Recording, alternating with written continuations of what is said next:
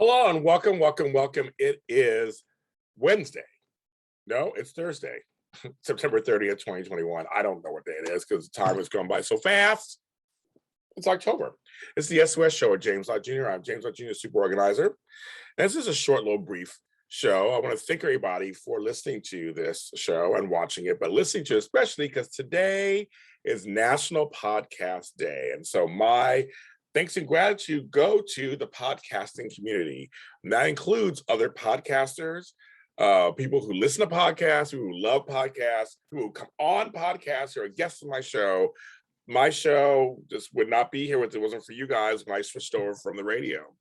That's right. I started out in radio, and then I came to the podcast world after a couple of years, and also the video world too, because there's a video version of this and podcasting version. But my podcasting version is doing very well. So thank you for listening to it.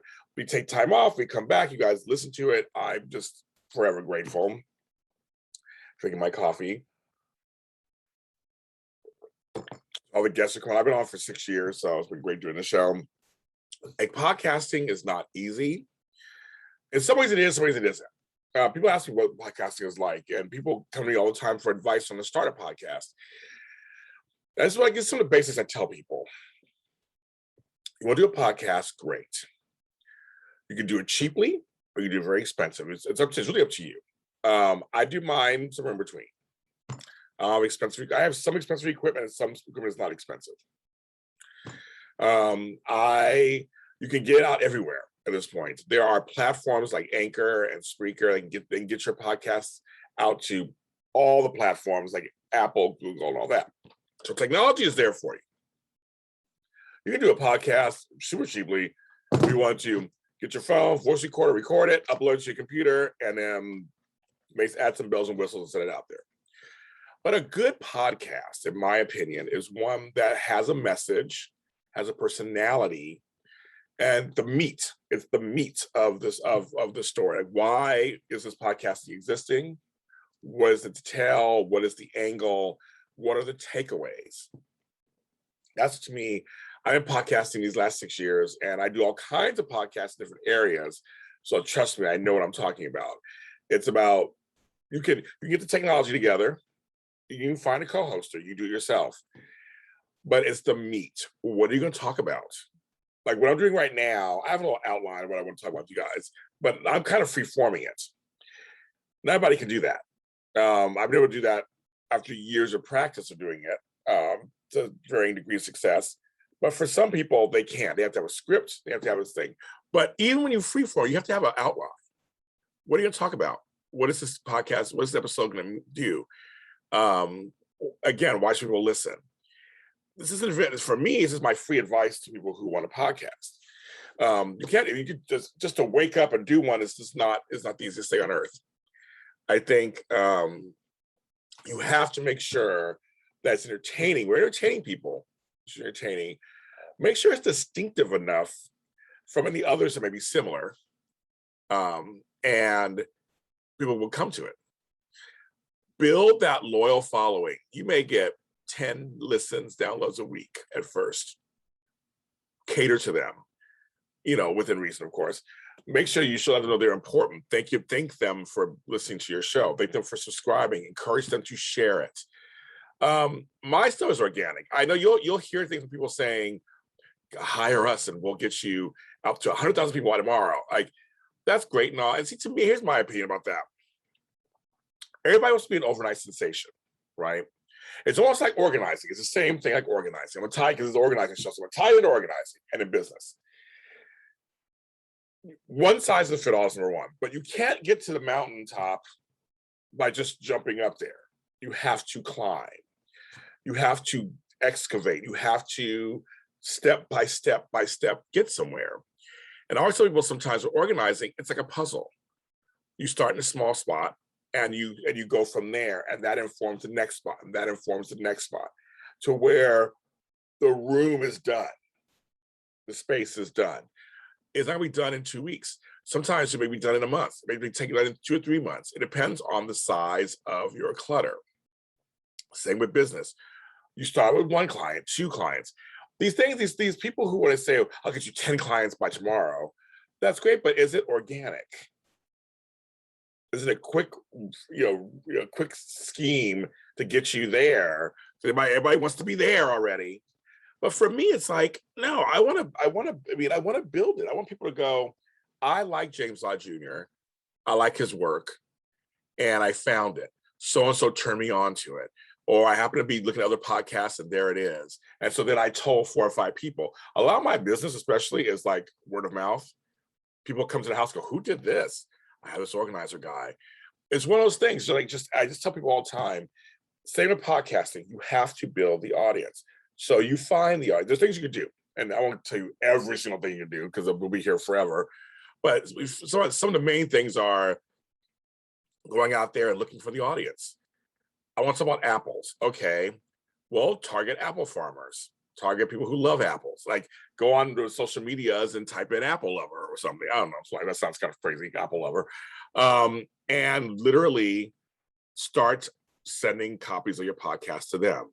Start engaging with them. What do you want to hear? If you're Apple, you love Apple so much, what would you want to hear? You want to hear from a person who grows pippins or Fuji's or apple maintenance or apple cider. How do you make apple cider? Like that's how you go, and you start to build from there, and that's how you do it. And I think if people did that more, and you have to stick with it, you have to kind of stick with it and go forward, and step by step by step by step, you'll get there.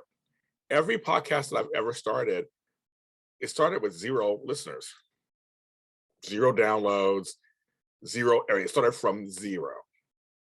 I had to build them.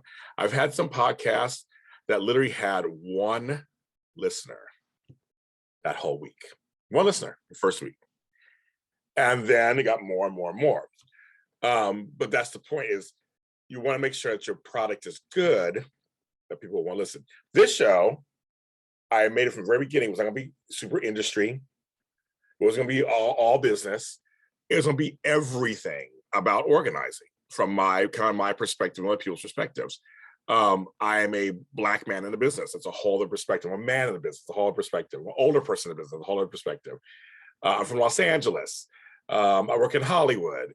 I am a person who comes from a big family. Whatever it is that I bring that to the table here. And so I talk to all kinds of people, a lot of folks in the business, of course. But I'm very clear when I bring someone on the reason why they're on. I'm very clear before we start recording what we're going to kind of talk about. I say kind of because I have outlines, but I'm also, because I've been doing this for so long, sometimes a situation, a conversation will go a certain direction that I didn't plan. I know how to go with it. I know how to go with it. It's something good for the show. So to say with people, it's one of those things where you have to work on the center of what this show is before you put it out. And that's a good podcast. That's a good audio drama. That's a good anything you have to listen. Because also remember, people are listening, not watching. When you watch, you can be almost a little lazy and look at the props and see what's going on to see what's kind of going on. But with listening, you have to listen. There's no video. You have to listen. You have to see what are they talking about. You can lose track very easily. So for me, I love good podcasts. I love being a podcaster. I never thought I'd be a podcaster. Never thought that would be something I would just be doing. I love it, and I love everybody in it.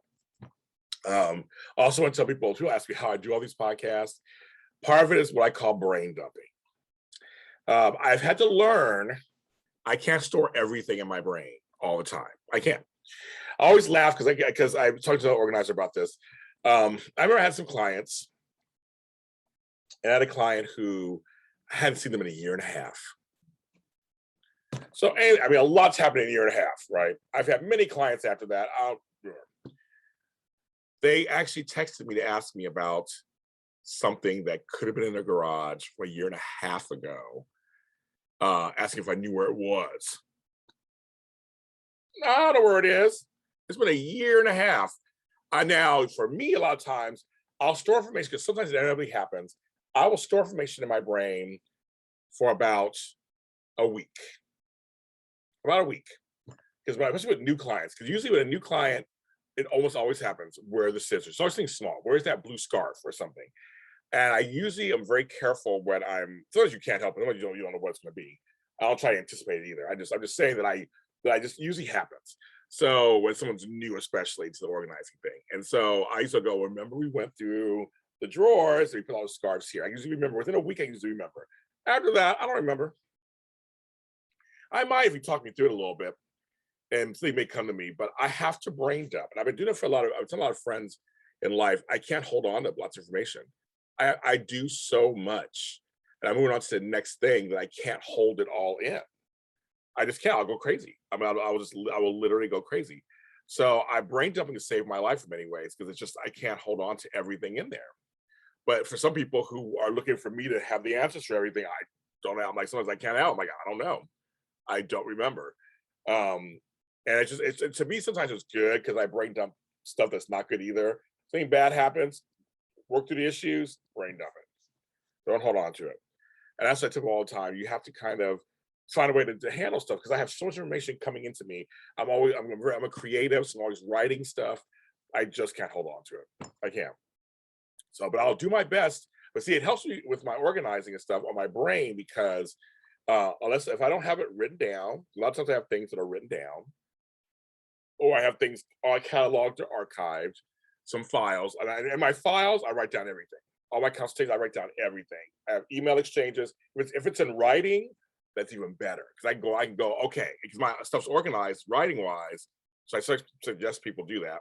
I can go on my email or look at my files and go, this is what we decided. That's right. So blah, blah, blah. And I can talk to you. Every invoice, it's all cataloged and ready. I do like this audio drama, same thing. Like if you forget something, come to me. I have a whole system set up. So it's easier for me to get you back on track than maybe you try to get on track. Just ask me. And I'll say, here, this is what we're doing on Tuesday. Here's the script. Here's the Zoom. Now you're ready. So I don't care. Come to me. I mean, I'll tell you. So, but now, do I know it at the top of my head all the time? No. But it was like I said, if it's written down somewhere or cataloged somewhere, I can go to and look at it. Even better. And that's not something I do too. I'll just write it out. Write out the thoughts. I have a lot of notebooks, not notes and notebooks and things. That's easy. Just here you go. It is done. Because I would not be able to do all the stuff that I do if I held in everything. It just would be crazy. I do opinion talk shows. I hold in that week's worth of shows. Then once we talk about it, I dump it out. Now I remember some things, obviously, because I'm a soap fan. But a lot of times you got to just dump it out. Folks, dump it out. If that sounds dirty, dump it out or something. But you know what I mean? So, but podcasting is a commitment where you do it once a week, every day, even once a month. You have to commit to it. You have to just keep doing it. It can be a really fun experience. Talking about something that you love, or talking about something that you are passionate about, and getting feedback from the audience. Not always good, but sometimes good. It's great. It's wonderful. I'm glad I do this podcast in addition to my business. I have a book in addition to my business, in addition to my podcast. I have a life coaching podcast, a lot of help. That's kind of fun too. I have life coaching clients, but also have a podcast. It's been a wonderful, fun experience. I love doing these. I love talking to you guys. I love talking to people, and sharing ideas. I love it. There's nothing like it at all. And so happy International Podcaster Day to all my fellow podcasters who do this. Many organizers who do this also. You're doing great. I listen to some of you guys' podcasts, so it's great. I'm James Lott Jr. The Super Organizer Show is on Twitter at the SOS_show. We're on Facebook at the Super Organizer Show. And I'm at James Lott Jr. everywhere. I'm on TikTok too. I have a series there too. Talk to you guys next time.